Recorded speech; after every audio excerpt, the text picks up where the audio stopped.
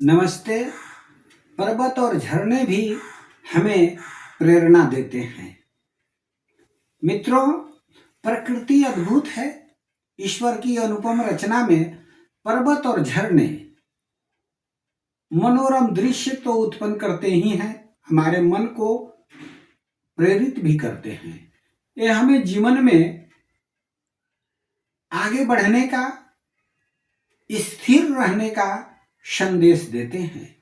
बहती हुई नदियां, कल कल कर बहते हुए झरने निरंतर जीवन में गतिशील रहने का प्रेरणा देते हैं, तो पर्वत हमें कठिनाइयों में अडिग रहने का साहस और धैर्य सिखाते हैं।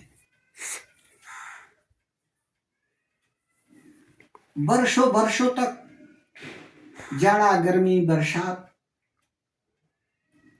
अनेक प्रकार के प्राकृतिक परिस्थितियों को झेलते हुए पर्वत समान रूप से अडिग रहते हैं और हमें बताते हैं कि हमारे जीवन में भी जिस तरह से कि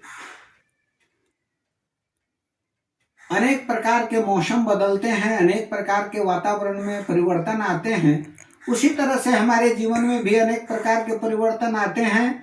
और जिस तरह से पर्वत अडिग हमेशा समरूप रहते हैं, उसी तरह से हमें जीवन में कठिनाइयों में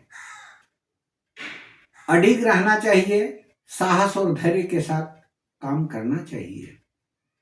ठीक उसी तरह से निरंतर बहती हुई नदियां, झरने हमें बताते हैं कि हमें जीवन में सदैव गतिशील रहना चाहिए।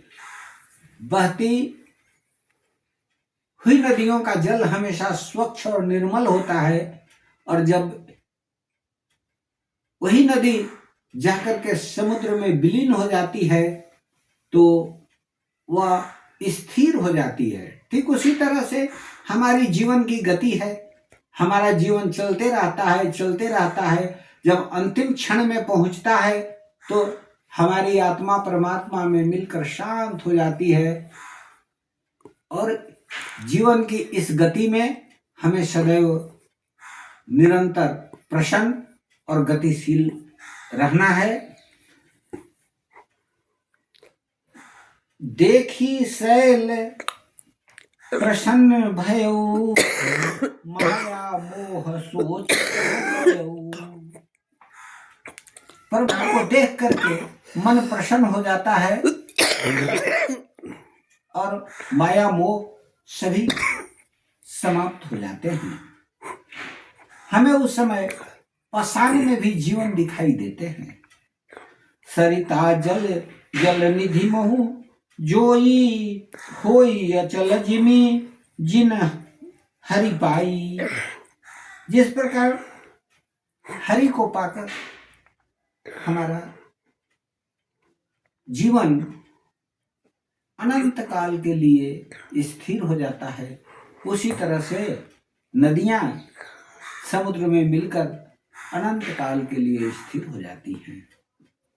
अतः आज हम सबों को यह दृढ़ संकल्प करना है कि हम जीवन में सदैव गतिशील रहेंगे। अपने लक्ष्य को प्राप्त करने के लिए प्रसन्नता पूर्वक आगे बढ़ते रहेंगे, और कठिनाइयों के आने के समय में पर्वतों के तरह अडिग और अचल रहते हुए धैर्य और साहस के साथ आगे बढ़ेंगे।